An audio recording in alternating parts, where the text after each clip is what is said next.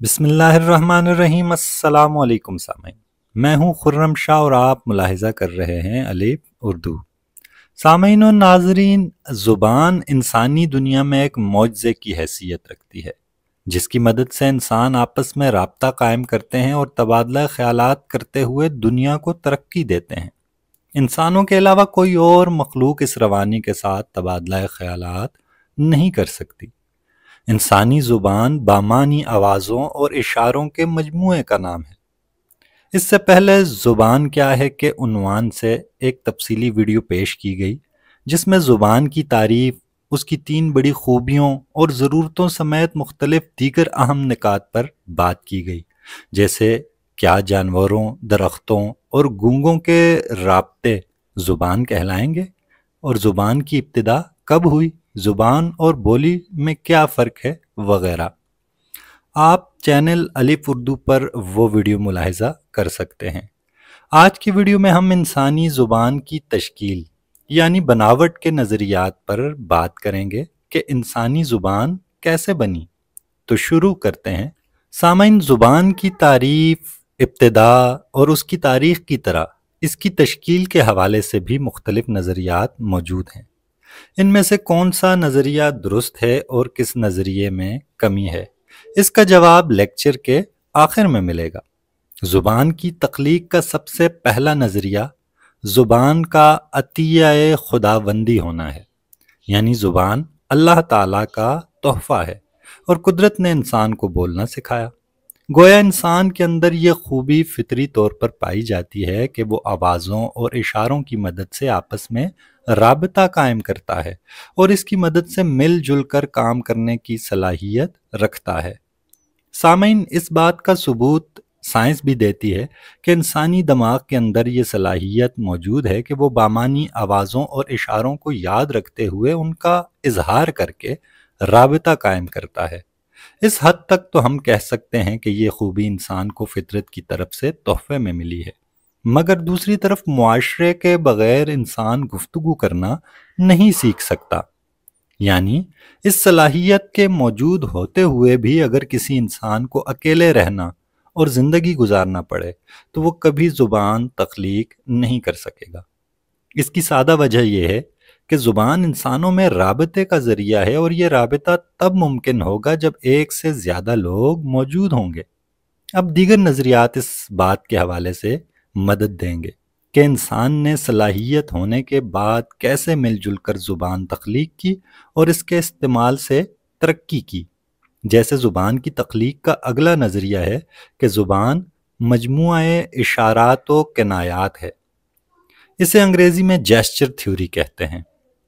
यह नज़रिया कहता है कि ज़ुबान का आगाज़ जिस्मानी हरकत और इशारों की मदद से हुआ, जो बाद में सोती अल्फाज यानी बामानी आवाज़ों में तब्दील हो गए।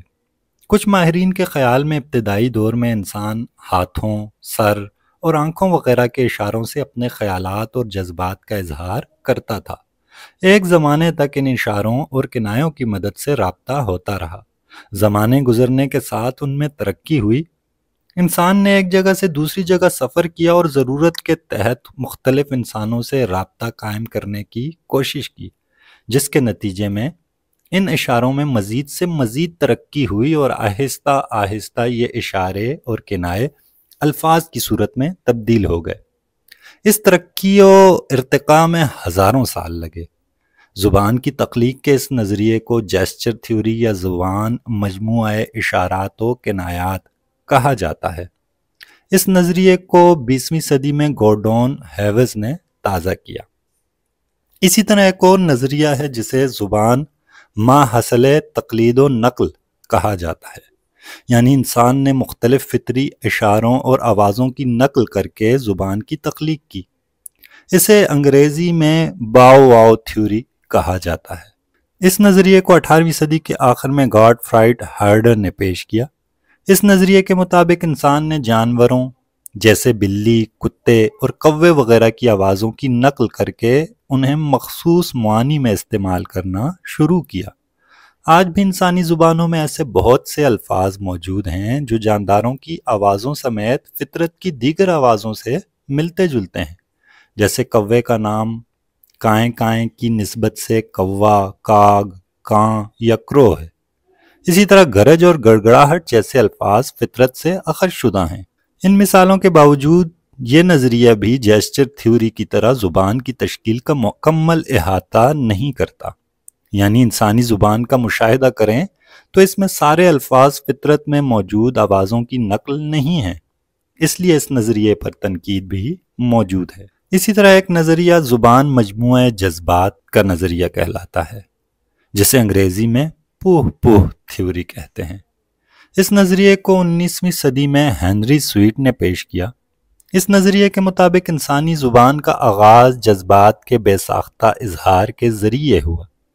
انسان سے غم، خوشی، نفرت اور غصے وغیرہ میں جو قدرتی آوازیں جیسے غم میں ہا یا آہ وغیرہ جیسی آوازیں نکلتی ہیں، ان کے استعمال اور ترقی سے زبان بنی۔ اس عمل میں بھی ہزاروں سال لگے اور رفتہ رفتہ زبان موجودہ شکل تک پہنچی۔ آج کی زبانوں کے مشاہدے سے یہ بات سامنے آتی ہے کہ یہ نظریہ بھی انسانی زبان کی ابتدائی تخلیق کا مکمل احاطہ نہیں کرتا۔ اسی طرح ایک نظریہ یو ہو کا نظریہ کہلاتا ہے۔ اسے یو ہی ہو کا نظریہ بھی کہتے ہیں۔ اس نظریے کو 19ویں صدی کے ایک ماہر سر ایڈورڈ برنٹ ٹیلر نے پیش کیا۔ اس نظریے کے مطابق انسان سے سخت محنت کرتے ہوئے جو مختلف آوازیں برآمد ہوتی ہیں، ان کے مسلسل استعمال اور ان کو ترقی دینے سے ابتدائی زبان تخلیق ہوئی۔ جیسے کشتی چلاتے ہوئے یا بھاری چیزوں کو دھکیلتے یا اٹھاتے ہوئے ہا یا حیا جیسی آوازیں نکلتی ہیں۔ غور کرنے سے معلوم ہوتا ہے کہ یہ نظریہ بھی زبان کی ابتدائی یا تشکیل کا مکمل احاطہ نہیں کرتا۔ اسی طرح ایک نظریہ ماما تھیوری یا بچے کی زبان کہلاتا ہے۔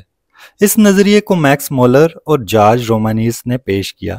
اس کے مطابق بچہ فطری طور پر جو آوازیں نکالنا شروع کرتا ہے، جیسے ماں، ماما، با، بابا، آ، او، ای وغیرہ، تو ان آوازوں کو ہی استعمال کرتے ہوئے انسان نے زبان تخلیق کی ہے اور یہیں سے زبان کی ابتدا ہوئی ہے۔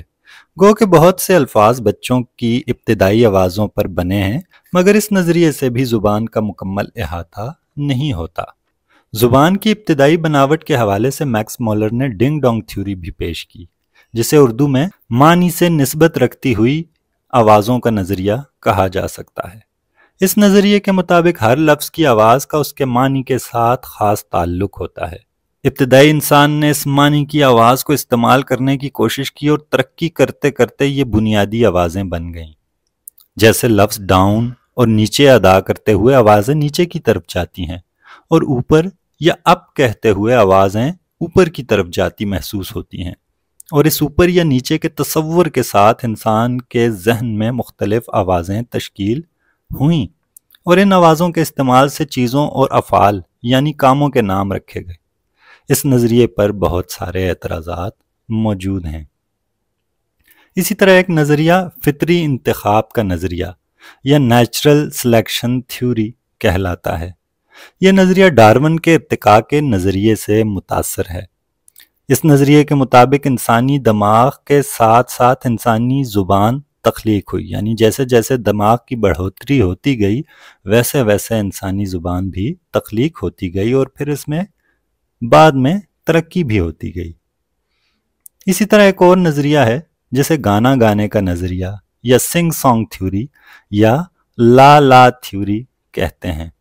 اوٹو جیسپرسن کے مطابق انسان نے مل جل کر کھیل کھیلنے اور لطف لیتے ہوئے مختلف لے والی آوازیں نکالنے سے زبان سیکھی، جیسے بچے کھیلتے ہوئے مختلف آوازیں ملا کر نکالتے ہیں اور لطف لیتے ہیں۔ اسی طرح سر رچرڈ پیگٹ نے ٹاٹا تھیوری پیش کی، جسے چارلس ڈارون نے تعاون دیا۔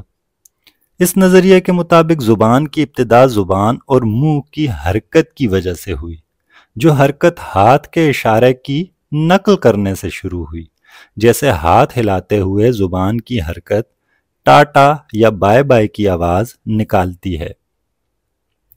سامعین، ان پیش کردہ نظریات کے علاوہ بھی مختلف نظریات بیان کیے جاتے ہیں، جیسے انسانی ضرورت کا نظریہ یا نیسیسٹی آف کمیونیکیشن کا نظریہ، یعنی زبان انسانی ضرورت کے تحت وجود میں آئی سمیت دیگر نظریات بھی موجود ہیں۔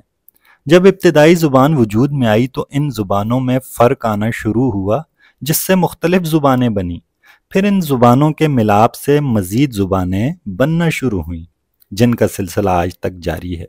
مختلف زبانوں سے نئی زبانیں بننے کا جو نظریہ ہے یہ سبسٹریٹ تھیوری کہلاتا ہے۔ سامعین، مختلف زبانوں سے نئی زبانیں بننے کا معاملہ تو آسانی سے سمجھ آ جاتا ہے، مگر انسان کی ابتدائی زبان کیسے بنی، یہ بات ابھی تک معمہ ہی ہے۔ آج جتنے نظریات پیش کیے گئے ان میں کوئی نظریہ مکمل طور پر درست محسوس نہیں ہوتا، مگر کوئی نظریہ مکمل طور پر غلط بھی نہیں ہے۔ اس لیے ہم کہہ سکتے ہیں کہ زبان کی صلاحیت فطری طور پر انسان کے اندر موجود ہے، اور پیش کردہ تمام نظریات انسانی زبان کی ابتدائی تشکیل میں کارآمد ثابت ہوئے۔ مجھے امید ہے کہ آج زبان کی ابتدا کے حوالے سے مختلف نظریات کی سمجھ آئی ہوگی۔ تو سیکھتے رہیے، سکھاتے رہیے اور اپنا بہت خیال رکھیے۔ اللہ حافظ۔